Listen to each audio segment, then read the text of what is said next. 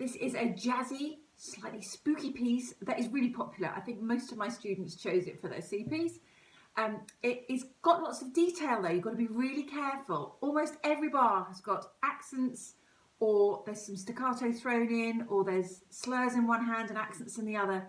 It's quite complicated to get totally right. My tip is to relax whenever you're playing MF. Don't try too hard, because you've still got to show your accents and you've got to be able to crescendo and get up to forte quite often as well.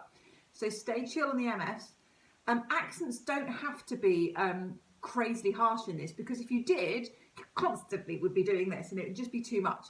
And I actually had a comment from an examiner once that sort of something was a bit too harsh. So take it easy, try and notice your accents and make them obvious if possible. Sometimes you need to do what Mike Cornick says, because if you don't do the accents where he puts them, they naturally fall somewhere else. For example, in bar 19, if you don't do what he says, they'll fall somewhere else. So you should do what the composer wants. He took all this trouble to be really, really specific, so we have to look at what he said, even if it's sometimes mind-boggling and a bit tricky. Quite a lot of little patterns repeat, which is brilliant. So it's catchy in that sense and quite nice to learn because things come back. Watch out on the last page. You can photocopy your last page, by the way, so you don't have to do a page turn. That is totally legal and allowed as long as you've got the actual book.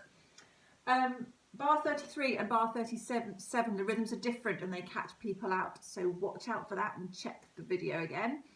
The other thing is, or the pineapples at the bottom of page 1, you've got a slow one, da da da, and then you've got fast swung ones as well, da da da da da.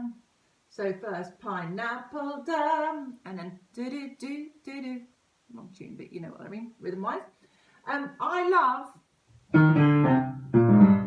Hello. That one. That reminds me of a really famous song from the 1950s called Hernando's Hideaway. So I always tell everyone, Hernando's Hideaway, because it's exactly like that old pop song. It was this kind of tango song.